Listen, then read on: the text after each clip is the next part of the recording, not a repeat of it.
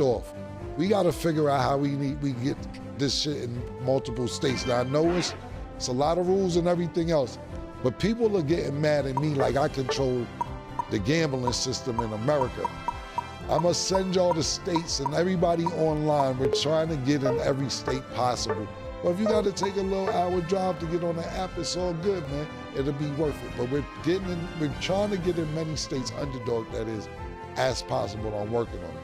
Niggas be coming at me like I'm the CEO of Underdog, like, yo, what the fuck, my nigga, I can't bet in this particular state. So we tell you what states you can bet in, and we're working on trying to get to a state near you. Okay, so there was one game in particular that we did not discuss, and I figured why not talk about it now. So the Dolphins lost 33-8 versus the Colts. Tua had a 51.7 passer rating, the lowest of his career in a game he didn't leave early with an injury. Maurice, what has gone on with Miami? Miami is not happy, of course. So what are your thoughts? Man, there's a lot going on. It's a lot going on in Miami. You know, the obvious thing is that they lost, and just through the media in general, they're catching a bunch of flack. And it just goes on to some of the struggles that they say with leadership, with the head coach. But what seems to be gathering all of the attention down there is Tyreek Hill and just the stuff that he's dealing with off the field. And I'm just like a personal believer from being around so many championship programs that when you have like... Oh, go ahead, Mo, man. Go ahead, now you've been around so many championship programs. Yeah. You trying to... I mean, okay. All right. He's a reliable source. All right, Title Town. All right, the real Title Town. Niggas said the real Title Town. So many championship programs, man. Go ahead, Mo, my bad. I ain't mean to interrupt. Show off. Go off that nigga. Go off that, nigga. The rings and things you sing about, bring them out, nigga. I like all that. Yeah, go ahead, my bad. I ain't even interrupt you. Go ahead, nigga. Go ahead, my bad. I ain't mean to interrupt you. Yeah, I see it. I just been around some successful teams, and they operate a certain way. I'm on a very successful show, and it operates a certain way. And just like, and look, out of all people this week, Cam, you understand distractions, right? Yeah. Trying to do the main thing, and people be distracting you. Absolutely. And if you feed into the distractions, you forget the main thing. That's all I'm saying. Tyreek Hill got his own set of distractions. Yeah, good. You've been you know why you've been around us for a minute. You can tell a nigga that's been around the niggas for a minute, nigga. I'm just saying, look, we can't feed into the distractions. Tyreek Hill has distractions, and when you have the main guy who has distractions, that feeds into the organization. And then the next thing you know, you start losing, they start blaming everybody. And at the end of the day, the person who's the most notable, the person who makes the most money, and the person who's supposed to be the face of the franchise, those guys are supposed to be doing the things that lead the organization forward. And that's all I'm saying about Miami. And these small things, like I say, when you winning or when you're part of a top tier organization, everything matters. And these small things off the field that the guys get into shows you that they're not focused on the main thing. That's all I was saying.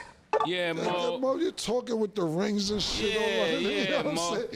And Mo, when you get back to Ohio, tell Coach Ryan I want to wear my ring on my pinky, so I need a size 7 ring. Pause. Well, I'm in Ohio. I was just about to say, Murder. Where's you think he at? He's holding the rings and they ain't sending me my ring, you know? Murder, you didn't show up to the game. They over you, my nigga. You left niggas hanging for. It's my blessing, though. If I take my blessing away, they don't win. That's what's going on in Kansas City. Everything is, but why Mo can't give his blessing? Your blessing is better than his blessing? No, if it is, just say it. Yeah, is he killer's having a week? I'm gonna let him have his week. Is your blessing higher than Mo's blessing? No, it's not. It's the blessings together, just like our blessings together. Okay, it's not just me. I didn't know if you was a higher power. The Pope. Yeah. I was just wondering. I'm picking that up. Yeah. I was just wondering. Look, when it comes to this, to me, it's not even. Pardon me. To me, it's not even that simple. And this is a situation where I really hate to say this, man. For this situation, this is a situation where I hate to admit this, Sin City is right. Because me and Sin, for a year, not all last year, at least 7, 8 times, he had the argument to where, why would Tyreek go to Miami? He's on Kansas City, I'm like, he got his Super Bowl ring. Now he wants to go get his money. It be like that sometimes, even in other sports. Niggas get the ring, they want the money. Niggas get the money, then they want the ring. We see players who take less money to get on the team to try and win a ring. We see players that get a ring and then go on another team for more money to try and get the most money they can get. And this particular situation seems to be like, yo, Tyreek Hill, he bugging. Yo, you could make that money up, yada. And I used to be like, look, he got his ring. Now he wants his money. I'm not mad at him. But see, Tyreek made me look stupid because he's crying. Okay, so Tyreek is making me look crazy now because of him crying. If you were just like, man, don't worry about it. We had a rough season. We're going to get back to it next season. Cool.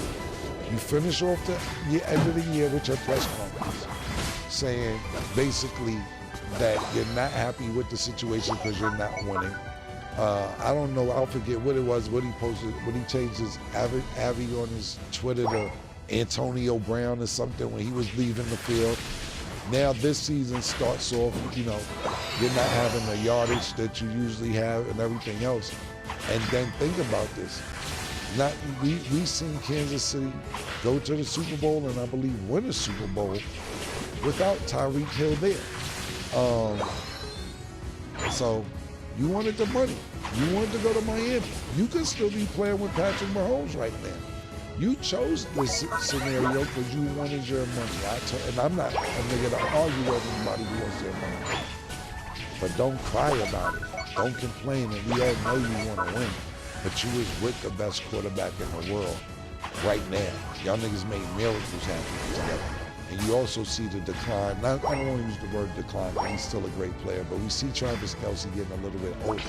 This could have been potentially your team. And not saying you wasn't the number one go-to as far as receivers is concerned when you was in Kansas City. But imagine what you would be doing right now with Patrick Mahomes with y'all chemistry, which y'all would have been building the last time. You wanted your money, you got your money, you live in sunny Florida. Don't cry about it. You had the opportunity to stay where they winning at. Now that you're not winning. So now we're kind of going to further discuss this Tyreek Hill situation. So he was actually accused of domestic violence by his ex-wife. His ex-wife claimed there was 8 instances in which she was allegedly abused by Tyreek Hill during their 17-month marriage. First alleged incident reportedly occurred in January, 2 months after the couple got married. She claimed he grew angry while discussing a post-nuptial agreement. Maurice, first question before we kind of just dive into what's going on. How much do you think these issues impact the locker room? Do you think it's mainly just with the player himself, or do you think it affects the locker room as a whole? I just think it's noise, I just think when you're trying to have success in general, you just can't deal with the variables of noise. And then this is low level noise. When you have domestic disputes and just nigga shit at the end of the day, I'm not to say that anybody can't have a domestic dispute with their spouse, but all of this stuff creeps into the locker room, and when you spend time focusing on the wrong things, you can't spend time focusing on the right things. And now you're having discussions about, what took place at home, or you get into it with your old lady, or just stupid shit in general, and guys don't focus on all the shit that basically helps them to make the money that they need to make all of the games. So that's my 2 cents on it. I think that it may not be some huge, significant, distracting force, but it's just still noise, and you don't need to deal with that. It's so hard to be great. It's so exhausting to be great. It takes a lot of effort and a lot of focus to be great, and when you start spending time with some trivial nonsense, you get these scenarios. Yeah, I think when it comes to the whole situation, I think it's very unfortunate that we're dealing with domestic balance in any sort. But I think if none of this happens, if he stayed in Titletown, you know, this is what happens when you leave Titletown. You start going other places. You start experiencing a life you wasn't supposed to experience. This wasn't the path. Sometimes all money ain't good money. You could be in Titletown. Thing about it is Tyreek never played for Philadelphia Eagles, so he wasn't in Titletown. That's where Titletown's actually at right now. So anyway, I have no idea what Mason's talking about. So he's never played for the Eagles that I know about. But as far as domestic violence is concerned, I have no comment on it because I have no knowledge on it. All I'm going to say is I don't support it and I don't agree with it, but I have no comment on that. But as far as the locker room's concerned, I don't know what to say to that because me personally, you have friends that look like me and Mace. We fuck around pause, super pause. No comment on that. But let's just, as far as locker room is concerned, you were saying that's part of it. Like you got people that you're cool with, that you play sports with, and you got people you play sports with that you just play sports with. So if it's me, Mason, and Dre Dega after school or in the locker room, after locker room and everything else, and then one of them situations be on Mace or my man Dega, like that shit ain't true. Whether I know it's true or not, I won't agree with it. I'm just saying, I know this nigga, that ain't happening. But then if it's a nigga on the team that we not cool with, you like, this nigga. Could be. Yeah. So you might be like, you might get my left hand foul when you see the nigga. Like, you know what I'm saying? So it depends on your relationship, but I don't support it whatsoever. I will just add also, so it is an accusation in a divorce filing, so there have been no official charges, but kind of like how we were talking about one of the prior episodes, how these headlines do kind of overcome what's happening. So it's like, I just think in general, and it's like, I can't tell a grown man what to do, but it's just very important to like, be on your shit. Don't do anything that you know is not good to do. And I hope they figure it out because it's unfortunate because the team's already not doing so well. And then this, if it is true, that's just a terrible thing. And it just kind of adds more just bad things to your career. Like, it sucks to see somebody with so much good potential just go down the wrong path. But I don't think we want to see that in any sport. So like, I don't know if there needs to be more mentorship or something along the lines to kind of help these athletes just stay on the right track. But I mean, that is bad. We can't condone it regardless. So if that's what you choose to do, you're just going to continue to take yourself to a downward spiral. So I hope they figure it out for sure. Okay, so as far as the Colts, Daniel Jones led them to their first season opener win since 2013. Maurice, do you trust Daniel Jones? Let's see what he got to say on this.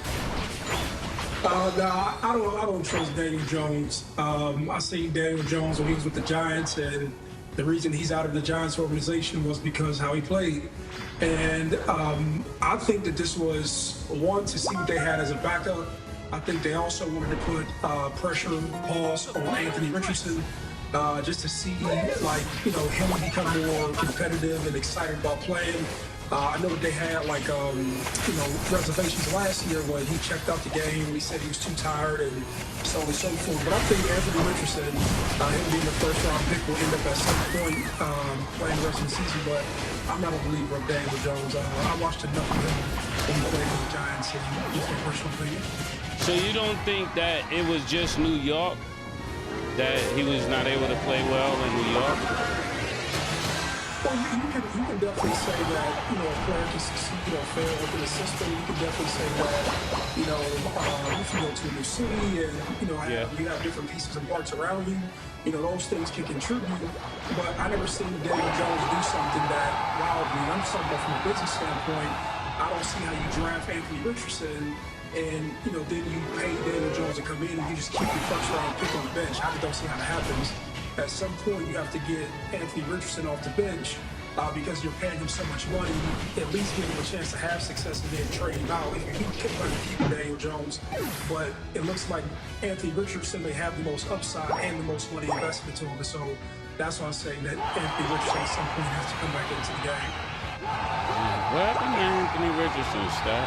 So in his preseason game, he sustained a dislocated right pinky. And then we already know that he had that shoulder injury and just a couple of injuries since he's been drafted in the league. Oh man, I mean this is so unfortunate. It just seemed like he'll come back. He'll definitely come back. I think they're just working their play right now. This is the best thing they could do for the team. Hopefully he comes back and this becomes a high-powered offense again. I think at this point it's very unfortunate. Them niggas ain't know our high-powered offenses Andrew Luck was good and Peyton Manning. Anthony Richardson is always fucking hurt. He's never available, ever, since he's been there. Like, I'm not saying he don't got a future one day, but what fucking season are you not gonna be hurt? And I'm not one of this niggas, but look, my nigga, you played the full season ever? No. He's always, He said he was tired. That was last year, but the year before that, he got hurt. Last year, he got hurt too. Then he said he was tired because he was hurt. But then when he came back, his conditioning must not have been good, so then he was tired. And then they put Joe Flacco in for 3-4 weeks, then brought him back, and now he's back again hurt. As far as, I don't know if he's able to sustain a full season in the NFL. Now, if we're talking about this being his third season, when are we going to see him be the future that he's supposed to be? This is 3 years in a row that there's some type of injury. So I'm not putting faith into him because he can't stay on the field. That's first and foremost. As far as Daniel Jones is concerned, I can't say if he's the answer or not. I think he had a spectacular game, but not just that he had a spectacular game. Miami had a terrible game. From turnovers, the attitudes, the headaches, the shit that lagged in the offseason, bringing it into the first game of the season. It was a good game combined with a terrible game from Miami. So we'll see next week, and I believe he'll play the week after that. And then we'll see if Daniel Jones can sustain the success that he had last Sunday. But I don't know if he's the answer right now. But at the end of the day, I don't know if Anthony Richardson's the answer either because he's always hurt. You notice we didn't say much about Tua. Because what are you going to talk about? He didn't do much to talk about. I know, this is crazy. Yeah, and this is the problem why that Tyreek Hill is having a problem with. Tua was 14 for 23, 114 yards, 1 touchdown, 2 interceptions, 3 sacks. Look, I think Tua's just trying his best not to get a concussion, man. And that's what it basically boils down to, man.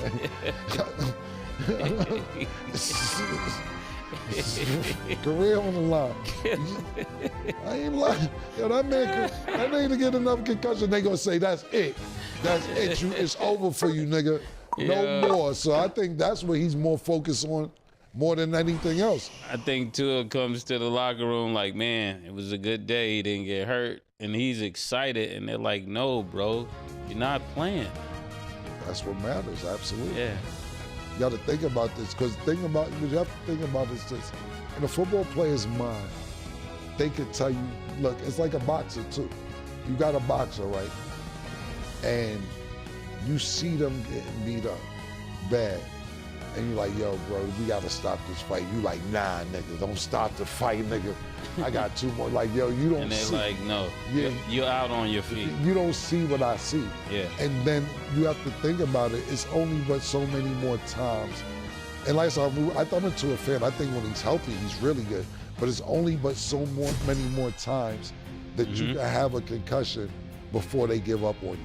Or before your family says, yo, now you're scaring us. We want you to come home and stop doing this. This happens to boxers too. You got to stop fighting, my man. Your daughter is tired of looking at you. We don't want you to have problems when you're 50, 60, 70 years old because of what the damage that you're causing to yourself in your 20s and 30s. And I believe Tua is a concussion or 2 away from not being in the NFL. And these are one of these shoulda, coulda, woulda situations because now a lot of Dolphins fans are like, we should have drafted for Shedeur. So hypothetically speaking, if that were the case, Maurice, would you have liked to see that Shedeur at Miami? Yeah, I want to see Shedeur in Cleveland. You know what I'm saying? I would like to just give Shedeur a shot in the NFL. I think that, like everybody else, if you give him time, you give him real game reps and real experience, and you take out this circus show that they've made, as a variable in his career, and obviously it is what it is. No pun intended, but I would like to see Shedeur just goes anywhere where he can play. Okay. And then real quick, Maurice, before we wrap, because you didn't get to talk about that Ohio State game versus Texas, I feel like it's only right. What were your thoughts, even though I know they're positive, but we wanted to know your experience and all that there. No, it was a phenomenal win. I had the privilege to see, Arch Manning. I thought that was cool. Hopefully, things go better for Arch and, teams that have a career. So it's kind of cool to see the young kid play inside the stadium. And now, Ohio State picked up where they left off. That's what I was telling Cam. We the last 6 or 7 games prior to that, they beat top 5 teams or so. A lot of the success that we had last year, they basically continued over to this year. Still early in the season, just beat Grambling 70-0. Grambling came up here and played hard, and much respect to them. But it looks like Ohio State is on another warpath to try to basically, go out here and win that national championship. But I'm excited for the season. I'm down there every week, and just hope that things continue to work out and the team continues to get better. Okay. This nigga Mo, bro.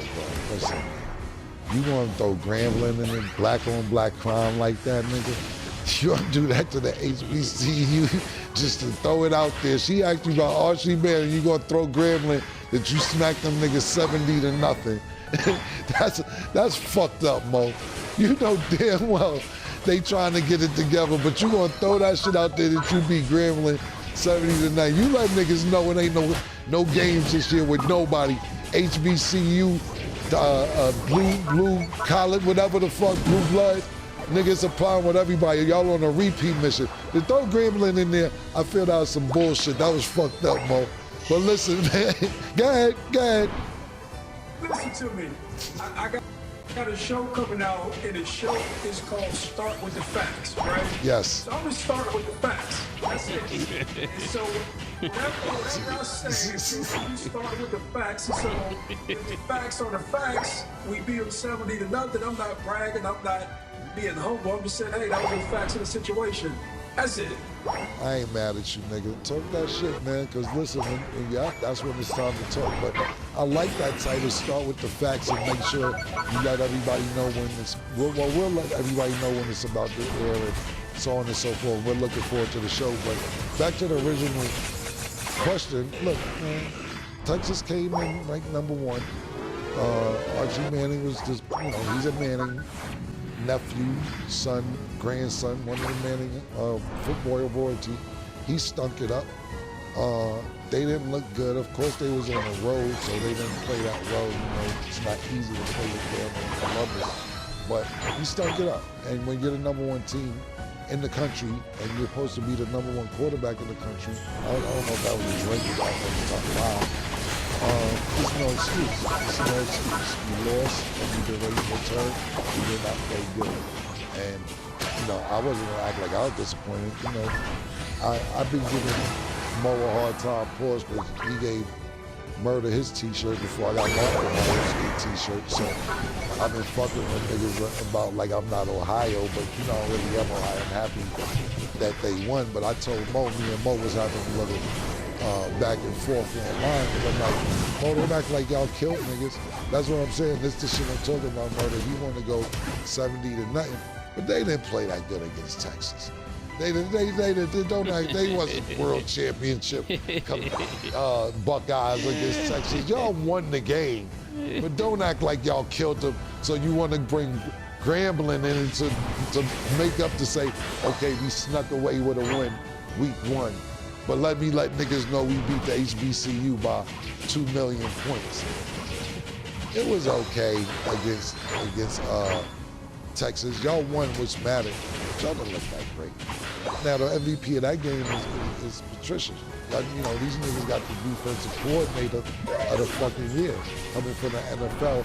And they put the clamps on them motherfuckers in Texas, and obviously they put the clamps on Grambling as well if they didn't score any points. How much did Texas score? 7 points, I believe, if I'm not mistaken, when y'all played them. So you got a total of 7 points in 2 games with that Ohio State Buckeye defense, man. electrician. He getting that check that he deserved to get right now. Yo, he sound like he's starting with the facts, Mo. Are you Ohio? That's your team too. I know, but I can't. I go with the facts.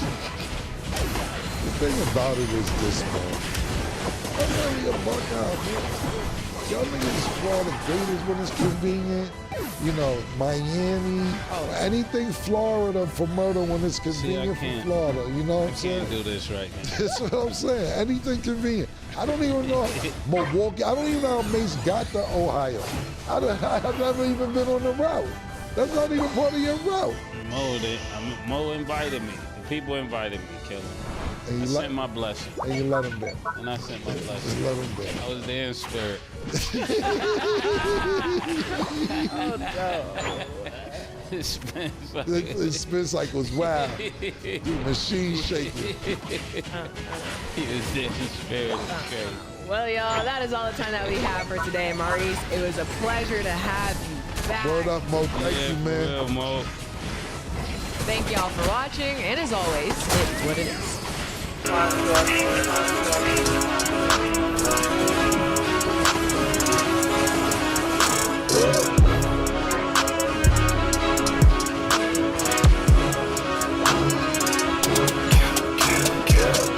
What you want, nigga? Everything, nigga, super size. Two big necks, like when they doing them 2 for $5.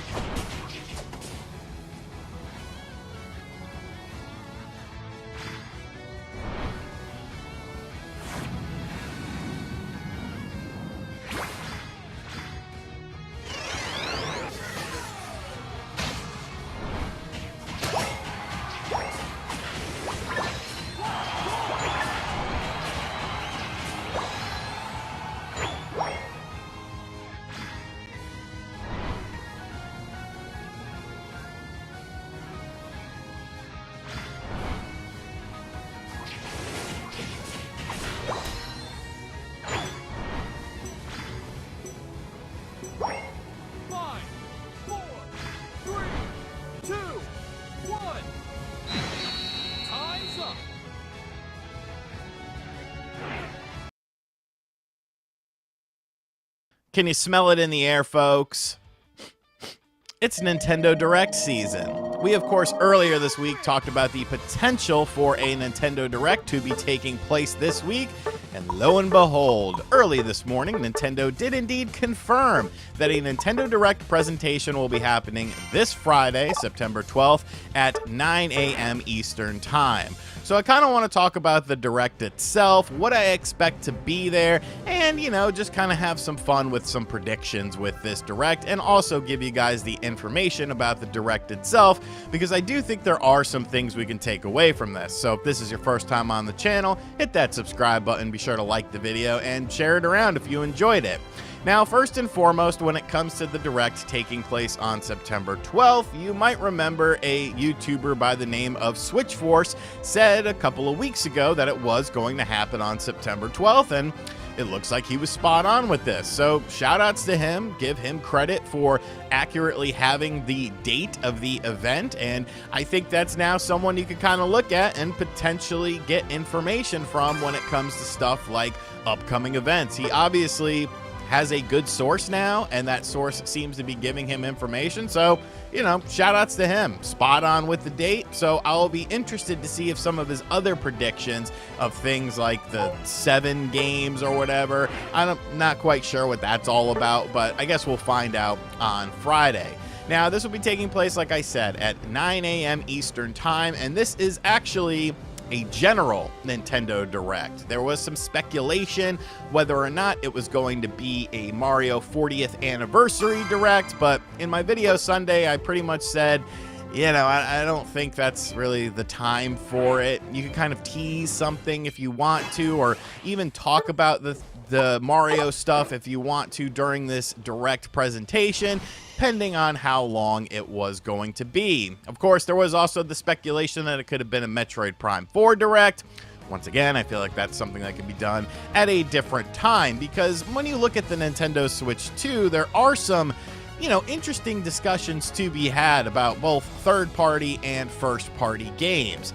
Now, as far as what is going to be at this presentation, I'll kind of start off with the soft stuff, the things that I think everyone kind of expects to be there, and then we'll get into some crazier stuff as we go along here.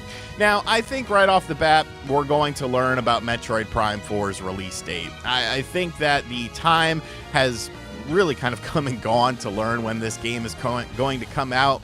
It's still allegedly a 2025 game, and if that is the case, it's time to announce that release date. Like, I feel like everyone has been patient enough. This game is 8 years in development at this point in time. Go ahead and lift the veil on that. And if you have more stuff to show off, like online multiplayer, I know this is just wishful thinking at this point in time. There's not going to be online multiplayer, but there might be. And if there happens to be some, I will be a very happy boy, because I enjoyed Metroid Prime Hunters way more than many other people did. But it's time to talk about the Metroid Prime 4 release date. Other games that should have release dates here are Final Fantasy VII Remake Intergrade and Elden Ring Tarnished Edition. Now, I think Final Fantasy VII Remake looks really good. Elden Ring, I don't know. I still think it looks pretty jank, a little bit crusty on the edges. I mean, Bandai Namco hasn't exactly been lighting the world on fire with their Switch and Switch 2 ports of games. However, when it comes to these two games, we do know that they are 2025 games. They were available to play at PAX West on the show floor, and we still don't have release dates for those games. So I think it's safe to say that we'll get release dates for those games as well. As, I mean, if they are indeed 2025 games, it's time to start talking about them. As far as the Mario 40th Anniversary stuff, you know, I think there could be something here for that. You have to remember, this is a 60-minute presentation, which I believe is the longest Nintendo Direct, like, ever. So there's going to have to be some stuff that takes up a longer period of time than other stuff, and I'm sure there'll be some deep dives into some other games and stuff like that. But I feel like if you're doing 60 minutes, and this also happens to coincide with Mario's 40th stuff, you could also talk about some Mario stuff during this. I'm not honestly expecting all that much crazy stuff. Like maybe a Super Mario Wonder DLC and like a Switch 2 maybe a Switch 2 version of Super Mario Wonder or something like that, whether that be one that has paid additional content or just free additional content or free graphic upgrades or something like that. I think that's kind of a safe bet as far as what Mario game kind of gets a little bit of a, Bowser's Fury sort of treatment with this. Could there be a compilation of Mario stuff? Maybe, maybe not. Like, I just don't know where you would go quite with that. I guess you could do some 2D Mario stuff because it seems like the 3D stuff is kind of tapped out. Kind of do it alongside of Mario Wonder, but that's something that is definitely worth taking a look at, and I think could be potentially happening at this event. And then really the doors are open. Like after that, I feel like that's where things kind of get crazy. Now, there have been lots of rumors about games. We've talked kind of a bit about like the Resident Evil games and where are the Resident Evil games, since the RE engine obviously runs very smoothly on the Nintendo Switch 2. Well, yesterday, Dusk Golem actually, who is a leaker of Resident Evil stuff, sometimes is accurate, sometimes not so much, did say that they have heard through grapevines that like all of the Resident Evil games are coming to the Switch 2. Games like Resident Evil 7, Resident Evil Village, 2, 3, 4. Great. Bring them all on. Like, I don't understand why we're dilly-dallying with this. And if you need to do them at lower price points because those games are older games, like $40 a pop, maybe have some collections or something. Like, I would buy these all again. I would buy 2 and 3 again. I would buy 4 Remake again. I would buy Village again. I would buy Resident Evil 7 again just to see, what they're able to do with that RE engine, because all of those games are fantastic looking games, and I think they're super fun to play as well. I'm a huge Resident Evil fan as well, but it would be nice just to see the comparisons, because I feel like we're kind of at a point right now with a lot of third-party games where there is that sort of mystery. Like, is this going to be a good port or is this going to be a bad port? And, when you have companies themselves that are, releasing some good ports and some bad ports. You look at stuff like WWE 2K25 versus NBA 2K26. Like, 2K26 for NBA isn't the worst game ever, but it's 30 frames per second, which definitely deters a lot of people from wanting to play the Switch 2 version, whereas WWE is 60 frames per second, and these are both 2K games. So obviously some things need to be worked out and some kinks need to be ironed out, but I think that's what makes so many third-party games very, very interesting right now for the Switch 2, because there is that aura of mystery. Like, what kind of games can we expect and what level of quality of ports can we expect? I mean, Ubisoft just made Star Wars Outlaws look even better with an update in handheld mode, and like, what kind of sauce are they working with that some of these other companies aren't? Because, I mean, that's Ubisoft, and, they can be kind of half-assed. And then, of course, you have the first-party stuff. What is the next big first-party game? What franchises are we looking at? Could there potentially be new franchises? Could there be potentially sequels to games? A Xenoblade or a Fire Emblem? I feel like one of those will definitely be there. It seems like pretty much every direct presentation nowadays has one of those getting a bit of a focal point on it. But what about like Mario? What about Zelda? Like, people have been wondering what's going on with The Legend of Zelda. Tears of the Kingdom did come out a couple of years ago, and I don't think anyone is necessarily expecting, a Zelda game on the level of Tears of the Kingdom, but a remake or a remaster, a compilation, something like that. I mean, how often have we heard things about Ocarina of Time, getting a modernized version on the Nintendo Switch or Nintendo Switch 2, or HD versions of games, maybe a side compilation of like weirder Zelda games or something like that get a new coat of paint, the 2D style of Zelda stuff. I think there's a lot of different ways that they can go with Zelda stuff, but I think you gotta potentially talk about something from some of the bigger IPs. you know, not to say that 2025 has been devoid of bigger IPs, because you have stuff like Mario Kart, you have stuff like Donkey Kong, but I definitely think it's time to start looking at the future and kind of start laying out 2026 to keep the momentum going. Also, I think there's going to be Mario Kart World DLC that is shown at this event, or some free content for the game or something like that, because it definitely seems like the hype surrounding that game and the playtime surrounding that game is kind of nosedived quite a bit, and I think they got to do something to kind of freshen it up. But I mean, that's all I really got as far as predictions and stuff like that. It's been very tight-lipped going into this Nintendo Direct, and I think that's kind of an exciting thing. I am hopeful for third-party blowouts and, you know, new Nintendo first-party games and a release date for Metroid Prime 4. If I get that sort of stuff, like, I'm good to go. But let me know what you're expecting to see at this event in the comments section down below. And as always, guys, thank you for checking out this video. Of course, I will have a reaction video to the Nintendo Direct, because I don't know, I don't really like live streaming those events. I like to take my notes and, you know, all of that sort of stuff. There is an Acclaim event happening today. I will probably cover that on the second channel, because there's been lots of hype and hoopla for that, and I'm not quite sure it's going to be what people are expecting it to be. So make sure you tune into the second channel for that. I'll have a link to it in the description box down below. And as always, guys, I'll catch you guys on the next video. Later.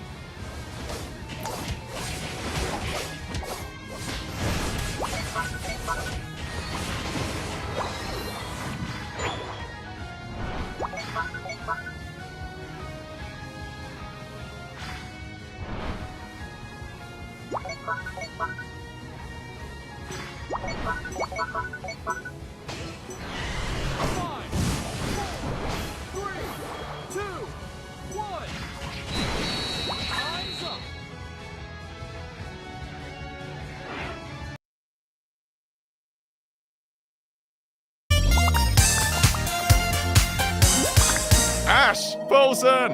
Hello! Hello! A Nintendo Direct has just been announced, and this is actually quite a big deal. Because in the Switch 2's lifespan, we haven't actually had a proper Direct. We've had partner showcases, indie showcases, Donkey Kong showcases, but no actual full-on Directs. But there's more to it than that. This is 60 minutes long. Yeah, it's a whole hour. This